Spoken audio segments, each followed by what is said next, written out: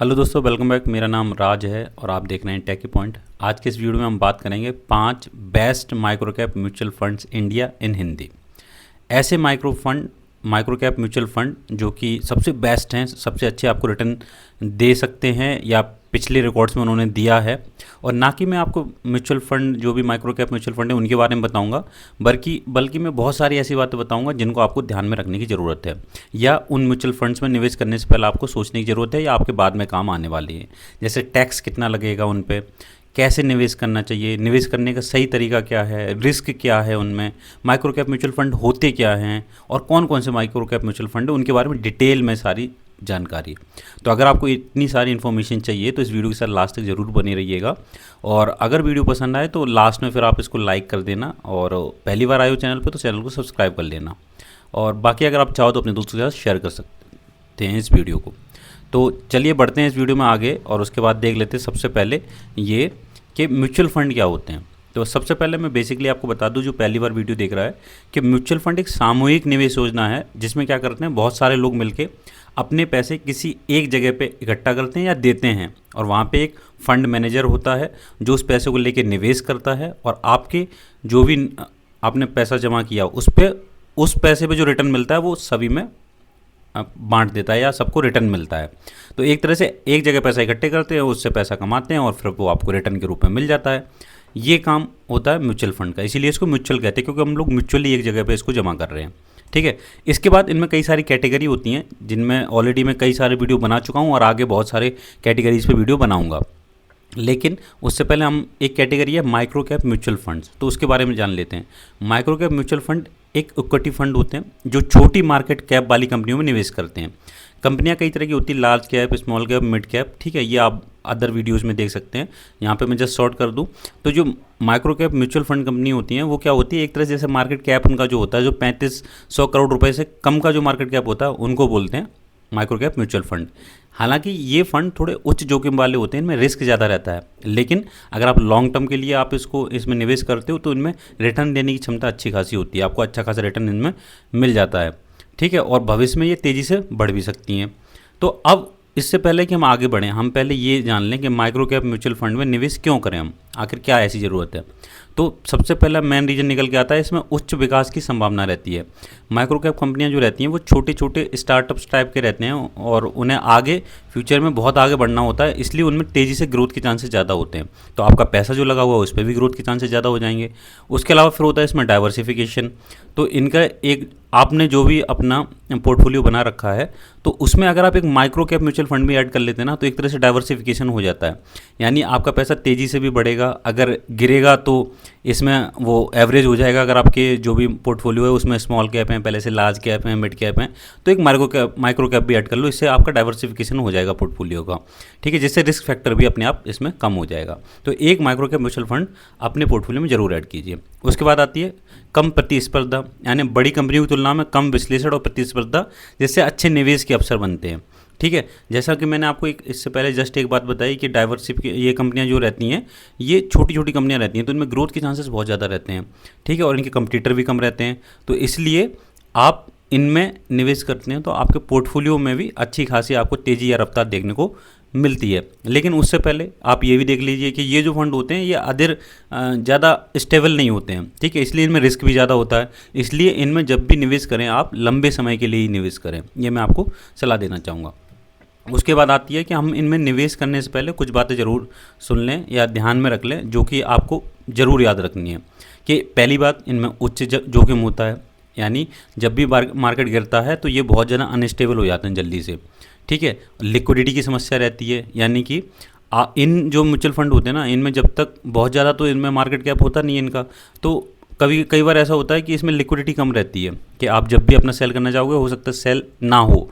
लेकिन जैसे जैसे इसमें मार्केट कैप बढ़ता जाएगा तो एक समय बाद, जैसे आपने 5 से 7 साल के लिए इसमें टारगेट लिया है, तो 5 से 7 साल बाद जब भी इसमें आप बेचना चाहेंगे तो हो सकता है उस वक्त इसका मार्केट कैप बढ़ चुका होगा, ज़्यादा इन्वेस्टमेंट इसमें आ चुकी होगी, तो तब आपकी ये लिक्विडिटी की समस्या भी खत्म हो जाएगी। लेकिन फिर भी आप इसको फैक्टर मान के चलिए कि लिक्विडिटी की समस्या इसमें हो सकती है। ठीक है। बाकी इसमें लंबी अवधि का नज़रिया लेके ज़रूर चलें, 5 से 7 साल से कम पे इसमें आपको इन्वेस्टमेंट करना ही नहीं है। आप सोचो 1 साल के लिए डालें और निकाल लें, पर ऐसा नहीं होगा। हो सकता है 1 साल में बहुत अच्छा रिटर्न मिल जाए, लेकिन ऐसा भी तो हो सकता है कि मार्केट क्रैश करे, थोड़ा बहुत नीचे आए, तो इनमें उसी हिसाब से वापस नीचे भी आते हैं ये।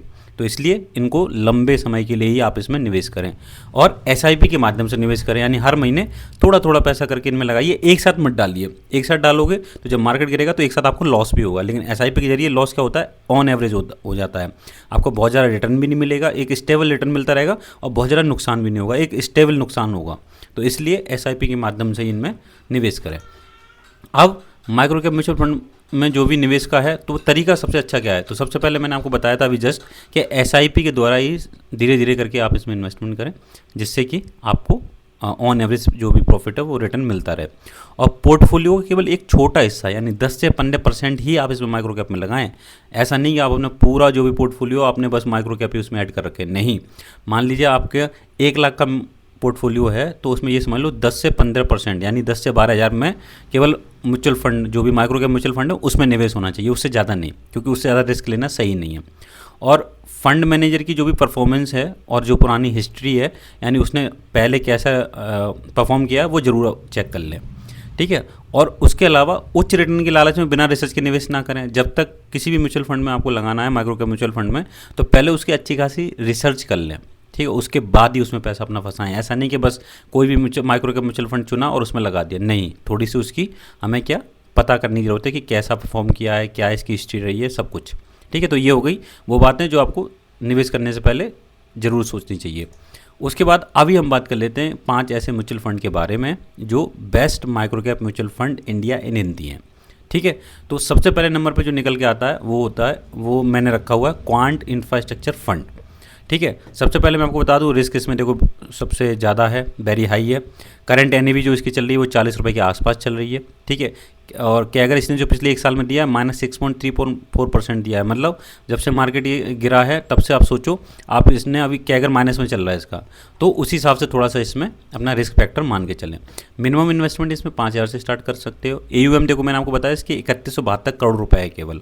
एक्सपेंस रेशियो 0.73 है। एक्सपेंस रेशियो क्या होता है कि जब भी आप इसमें इन्वेस्टमेंट करोगे तो 0.73% आपने जो भी इन्वेस्टमेंट किया, जैसे 100 रुपये किए तो 0.73 यानी 73 पैसे आपके खर्चे के रूप में काट लिए जाएंगे। और ये हर महीने बेसिस कटते हैं। वैसे तो साल भर के होता है, लेकिन हर महीने के महीने ये आपको आपके काटते रहते हैं। एग्जिट लोड क्या होता है, 0.5% है। जब भी आप इस म्यूचुअल फंड को खरीद के यानी बेच के निकलोगे तो उस टाइम ये आपसे एग्जिट लोड 0.50% काटेंगे, अगर 1 साल से पहले आपने इसको सेल किया, ठीक है। तो इसलिए एग्जिट लोड भी एक बार जरूर चेक करें। एसआईपी और बाई दोनों के जरिए, यानी वन टाइम और एसआईपी के जरिए आप दोनों तरह इसमें इन्वेस्टमेंट कर सकते हो। अब ये यहाँ पे जो आपको दिख रहा है चार्ट, इसमें आपको 3 चीज़ों के बारे में बताऊंगा, अल्फ़ा, बीटा और शार्प रेशियो। सिर्फ इसी पहले म्यूचुअल फंड में आपको मैं इसके बारे में डिस्कस करूंगा, उसके बाद फिर आगे आप अपना खुद जज कीजिएगा जो भी मैं आपको म्यूचुअल फंड बताऊंगा उनमें। तो सबसे पहले बात आती है अल्फ़ा की। अल्फ़ा क्या होता है, तो अल्फ़ा ये बताता है कि इस फंड ने, जो भी ये फंड है, जैसे माइक्रो कैप स्मॉल कैप में आता है, तो उसका जो बेंचमार्क है उससे कितना बेहतर रिटर्न जनरेट किया है इस म्यूचुअल फंड ने। इसका जो भी बेंचमार्क है माइक्रो कैप म्यूचुअल फंड का, तो उसमें quant infrastructure micro cap mutual fund ने कितना बेहतर रिटर्न जनरेट करके दिया है, यही अल्फ़ा बताता है। अगर मान लो कि किसी भी फंड का अल्फ़ा 2% है, जैसे इसका 0.92 है, कैटेगरी की 6.58 है, इंडेक्स का 6.86 है इंडेक्स का, ठीक है। तो ऐसी अगर कैटेगरी का 6.58 है, इंडेक्स इसका 6.86 है, तो इसमें इसने क्या किया है कि इनका जो है उसने बेहतर रिटर्न जनरेट करके दिया अपने बेंचमार्क से, मतलब ऊपर है, नीचे नहीं है, ठीक है। अगर नीचे होता तो एक बार हम सोचते कि अपने बेंचमार्क को भी ये बीट नहीं कर पा रहा है, तो उस हिसाब से इसने बेहतर रिटर्न जनरेट करके दिया है। ये होता है अल्फ़ा म्यूचुअल फंड, अल्फ़ा किसी भी म्यूचुअल फंड का, ठीक है। उसके बाद आता है इसमें बीटा। तो बीटा क्या होता है, बीटा का मतलब ये है कि किसी भी फंड का बीटा अगर 1 है तो इसका मतलब ये है कि फंड की कीमत बाजार की कीमत के हिसाब से उसी हिसाब से बढ़ेगी या घटेगी। तो देखो इसका कैटेगरी का क्या है 1.09, इसका क्या है इंडेक्स का तो 0.34 है, और तो ऐसा ही है कि अगर बीटा किसी भी म्यूचुअल फंड का 1.2 है तो इसका मतलब ये है कि फंड जो भी मार्केट की कीमत है उससे 20% अधिक बढ़ेगी या घटेगी। अगर मार्केट बढ़ेगा तो 20% एक्स्ट्रा बढ़ेगा उससे, और गिरेगा तो 20% एक्स्ट्रा गिरेगा, उसको बोलते हैं बीटा किसी भी म्यूचुअल फंड का। ठीक है, तो इसमें यहाँ ये सारी इसके दिए हुए हैं, आप एक बार अपना गुणा भाग कीजिए कि इसने कैसा परफॉर्म किया है। उसके बाद आता है शार्प रेशियो। तो शार्प रेशियो क्या बताता है? शार्प रेशियो ये बताता है कि किसी भी म्यूचुअल फंड ने कि अपने जो भी जोखिम लिया है, रिस्क लिया है, उसके सापेक्ष कितना रिटर्न जनरेट करके दिया है। यानी आप जो भी रिटर्न ले रहे हो वो कितने % रिस्क पे ले रहे हो। तो अगर ये बहुत ज़्यादा है तो इसका मतलब ये है कि फंड ने अधिक रिस्क लेके आपको अधिक रिटर्न जनरेट करके दिया है, तो जो कि अच्छी बात है। अगर किसी भी म्यूचुअल फंड का हम ऐसे मान लें जस्ट फॉर एग्जांपल कि 1.5 है उसका शार्प रेशियो, तो इसका मतलब ये है कि फंड ने अपने जोखिम स्तर से जो भी है उससे ज़्यादा अच्छा रिटर्न जनरेट करके आपको दिया है। तो ये होता है शार्प रेशियो कि कितने रिस्क पे आपको रिटर्न जनरेट करके दे रहा है। बीटा क्या है कि कितने मतलब % बढ़ के या घट के आपको ये वॉलेटाइल है आपका जो भी म्यूचुअल फंड है। अल्फा क्या दिखाता है कि अपने इंडेक्स से कितना अच्छा परफॉर्म किया है। तो ये तीनों चीज़ें याद रखना। अब मैं आपको आगे और 4 म्यूचुअल फंड बताने वाला हूँ, उनमें आप ये अपना जो भी ये डाटा दिया गया उस हिसाब से खुद कैलकुलेट करके आप अपना जस्टिफिकेशन ले सकते हैं। अब अगर मैं बात करूँ इसके 2020 से लेकर 2025 तक की, तो आप इसमें देख सकते हैं अगर किसी ने उस टाइम यहाँ इन्वेस्टमेंट किया होगा जब इसकी NAV 5 रुपये के आसपास थी, 6 रुपये मान सकते हैं, तो आज इसकी NAV देखो 46 के आसपास इसकी NAV पहुंच चुकी है। लेकिन अभी ये मार्केट गिर गया था इसलिए थोड़ी ये डाउन हो गई और ये लगभग 40 रुपये से नीचे आ गई, या 35 के ऊपर मान सकते हो, 36 के आसपास। लेकिन अब ये वापस दोबारा से उठ जाएगी, तो ये अच्छा मौका है इसको एवरेज करने का, ठीक है, या इसमें एंट्री लेने का, ताकि इन फ्यूचर ये अब भी बढ़े तो आपको इसका प्रॉफिट मिल जाए। तो ये हो गया पहला म्यूचुअल फंड। दूसरे की बात करें तो HDFC इंफ्रास्ट्रक्चर फंड, इसके भी आप सारा देख लीजिए, इसमें कितने से स्टार्ट कर सकते हैं, UM क्या है, एक्सपेंस रेशियो क्या है, ठीक है, करंट NAV 51 रुपीज़ की चल रही है, और इसके अल्फ़ा, बीटा और शार्प रेशियो जरूर एक बार चेक करें कि ये किस हिसाब से इन्होंने परफॉर्म किया है इस फंड ने। उसके अलावा 2020 से अगर इसकी भी बात करें तो 10 रुपये से लेकर आज 50 रुपये या 54 रुपये तक इसकी NAV बढ़ चुकी है। तो सोचो लगभग 5 गुना पैसा हो चुका है। तो उस हिसाब से रिस्क भी इसमें हाई है, लेकिन 5 गुना पैसा हुआ है ना। तो दूसरे नंबर पे आता है HDFC इंफ्रास्ट्रक्चर फंड। तीसरे नंबर पे आता है फ्रैंकलिन बिल्ड इंडिया फंड, ठीक है, इसकी करंट NAV 158 रुपये चल रही है। 5,000 से इन्वेस्टमेंट स्टार्ट कर सकते हो कि अगर इसका पॉजिटिव आ गया 4.76%, ठीक है। AUM 2725 करोड़ का है। एग्जिट लोड 1% है, जो कि थोड़ा सा ज़्यादा है, लेकिन आप 1 साल से पहले इसको आउट ही मत करना। उसके बाद एक्सपेंस रेशियो थोड़ा सा ज़्यादा 0.95, पुराने के हिसाब से उसमें कम था, इसलिए उसको 1 नंबर पर रखा हुआ था, इसका ज़्यादा इसलिए इसको तीसरे नंबर पर रखा हुआ है, ठीक है। बाकी इसके अल्फा, बीटा और शार्प रेशियो जरूर एक बार चेक कर लेना। अगर बात करें तो कितने % इसमें पैसा बढ़ा है, तो अगर मान लो 2020 में ही बात करें हम लोग, जब 5 साल पहले की, तो उस टाइम इसका जो NAV थी वो 30 रुपये के आसपास थी। अभी 160 के ऊपर, यानी 168। तो आप इसमें भी देख सकते हैं लगभग 5 गुना पैसा इसमें हो सकता है। पिछले 5 साल में लगभग 5 गुना पैसा हो गया, जो भी आपने इन्वेस्टमेंट किया होगा वो, ठीक है। तो इसकी भी ग्रोथ अच्छी है। बाकी इसके बाकी फैक्टर भी चेक करना। रिस्क थोड़ा इसमें भी हाई है, तो उसको भी ध्यान में रखना, तब इसको चूज़ करना। चौथा नंबर आता है बंधन इंफ्रास्ट्रक्चर फंड। इसकी भी NAV 58 रुपये चल रही है। इन्वेस्टमेंट लगभग 1,000 रुपये से स्टार्ट कर सकते हो कि अगर अभी पॉजिटिव आ गया है इसका। AUM 1570 करोड़ का है। एक्सपेंस रेशियो उससे थोड़ा सा बेहतर है इसमें। एग्जिट लोड इसमें 0.5% ही है, ठीक है। अब आप इसमें भी देख लो इसने कितना % रिटर्न जनरेट करके दिया है। अगर 10 रुपये की हम बात करें 2020 के आसपास, तो अभी इसकी जो NAV है वो 65 रुपये के आसपास चल रही है, ठीक है। तो आप इसमें भी देखो लगभग 5-5.5 गुना हो चुका है ये पैसा भी, और बाकी फैक्टर भी इसके चेक कर लेना, उसके बाद ही डिसीजन लेना। ये हो गया चौथे नंबर का। अब आता है लास्ट बट नॉट लीस्ट। ये भी अच्छा है, ऐसा नहीं कि लास्ट है तो ये ख़राब है। मैंने तो अच्छे चुन के ही रखे हैं, बस इनमें नंबरिंग कर दी कौन सा पहले नंबर पर है, कौन सा 5वें नंबर पर है। तो इसमें आता है ICI प्रू कमोडिटीज़ फंड। इसकी NAV अभी 43 रुपये की चल रही है। क्या अगर की बात करें तो 3.99% आ गया है, मतलब पॉजिटिव आ गया है। 5,000 से इन्वेस्टमेंट स्टार्ट कर सकते हो। एग्जिट लोड 1% है। AUM इसका 2619 करोड़ रुपए के आसपास है। रिस्क इसमें भी वेरी हाई है, और एक्सपेंस रेशियो 1.1% इसका थोड़ा सा ज़्यादा है।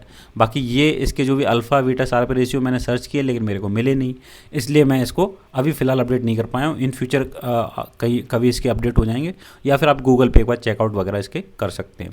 इसकी NAV की बात करें तो 2020 में 10 रुपये के आसपास थी, अभी 45 के आसपास हो गई। यानी बाकी म्यूचुअल फंड जो मैंने बताए, माइक्रो कैप म्यूचुअल फंड, उनके हिसाब से थोड़ी सी इसकी परफॉर्मेंस थोड़ी सी कम रही है। बाकी तो इसने भी काफ़ी अच्छा परफॉर्म किया है, लगभग 4 गुना टाइप पैसा इसने भी कर दिया है, ठीक है। तो आप इसको चेकआउट वगैरह भी कर सकते हैं। ये हो गए म्यूचुअल फंड। अब इनमें ये देख लेते हैं टैक्स बेनिफिट्स क्या रहते हैं या कितना मिलता है कितना नहीं मिलता है। तो किसी भी म्यूचुअल फंड को अगर 1 साल से पहले आप उसको आउट कर लेते हो, निकासी कर लेते हो, तो उस पर short term capital gain tax लगता है जो कि 20% होता है। इसलिए बोलता हूँ 1 साल से पहले आप उसको मत निकालिए। अगर 1 साल के बाद निकालते हैं तो उसको लॉन्ग टर्म कैपिटल गेन लगता है जो कि 1 लाख से अधिक पर 12.5% के आसपास आपके कट हो जाता है अगर 1 साल के बाद आप किसी भी म्यूचुअल फंड को निकालते हो। ठीक है, अब ये निकालने वाली डेट कौन सी होती है? जिस दिन आपने लास्ट इन्वेस्टमेंट किया उस म्यूचुअल फंड में, उस दिन के बाद से 1 साल। ऐसा नहीं कि आपने पिछले 1 साल से स्टार्ट किया हो लेकिन आज 11वां महीना हुआ है और आप सोच रहे हो 2 महीने बाद निकाल लूंगा तो मुझ पर लॉन्ग टर्म कैपिटल गेन लग जाएगा। नहीं, तो आप पे शॉर्ट टर्म कैपिटल गेन नहीं लगेगा क्योंकि आपने पहली जो लास्ट उसकी SIP की है वो जस्ट 1.5-2 महीने पहले की है। तो इस बात को भी थोड़ा ध्यान रखिएगा। अब इसके कुछ देख लेते हैं म्यूचुअल फंड, जो ऐसे क्वेश्चन देख लेते हैं म्यूचुअल फंड से जुड़े हुए जो जनरली लोगों के दिमाग में आते होंगे। तो माइक्रो कैप म्यूचुअल फंड में कौन निवेश कर सकता है? तो जो भी इन्वेस्टर निवेश करना चाहता है वो बस लंबी अवधि यानी लॉन्ग टर्म के लिए इसमें इन्वेस्टमेंट करे, जिससे कि आपको रिस्क थोड़ा सा आपका कम हो जाए, ऑन एवरेज आपको सही रिटर्न मिल जाए। बाकी थोड़ा ये रिस्की भी रहता है, वो भी ध्यान रखिएगा। और माइक्रो कैप म्यूचुअल फंड कितने सुरक्षित होते हैं? तो ये मैं आपको पहले ही बता चुका हूँ, हाई रिस्क वाले होते हैं, लेकिन लॉन्ग टर्म में ये आपको ऑन एवरेज प्राइस पे अच्छे रिटर्न भी आपको दे सकते हैं क्योंकि ग्रोथ रेट ज़्यादा होती है इनमें। SIP से म्यूचुअल फंड में निवेश करना सही है, ऑब्वियसली SIP से ही म्यूचुअल फंड में निवेश करना ज़्यादा सही है ताकि आपको लॉन्ग टर्म में आपको एक एवरेज रिटर्न मिल जाए। माइक्रो कैप और स्मॉल कैप में क्या अंतर है? माइक्रो कैप कंपनियां जो रहती हैं वो स्मॉल कैप कंपनी से छोटी होती हैं और उनकी मार्केट कैप बहुत कम होती है। ठीक है, सबसे ऊपर आता है लार्ज कैप, फिर मिड कैप, फिर स्मॉल कैप, उसके बाद आती है माइक्रो कैप कंपनियां। तो ये उनसे भी छोटी होती हैं, माइक्रो कैप कंपनियां स्मॉल कैप से भी छोटी होती हैं। क्या ये फंड टैक्स सेविंग के लिए उपयुक्त हैं? नहीं, तो ये ELSS फंड नहीं है, अतः इनमें आपको क्या टैक्स छूट नहीं मिलेगी, लेकिन लॉन्ग टर्म में आपको कैपिटल गेन टैक्स लागू आप पे हो जाता है, long term capital gain tax, अगर आप लंबे समय के लिए इसमें इन्वेस्टमेंट करते हो। तो वीडियो ठीक है, थोड़ा सा लंबा हो गया, बट क्या करें, इन्फॉर्मेशन भी शेयर करनी ज़रूरी होती है, बातें बतानी होती हैं, तो वीडियो खिंची जाता है। पर फिर भी अब मैं सोचता हूँ सब कुछ मैंने क्लियर कर दिया। उसके बाद भी अगर आपको कोई डाउट बच गया हो तो आप कमेंट सेक्शन में ज़रूर पूछ लेना, बाकी हो सके तो दोस्तों के साथ शेयर कर देना। ठीक है, मैं आपको इसी तरह के और किसी लेटेस्ट टॉपिक पे वीडियो लेके आऊँगा और आपको बहुत जल्दी आपसे मिलूँगा। तब तक के लिए गुड बाय, टेक केयर।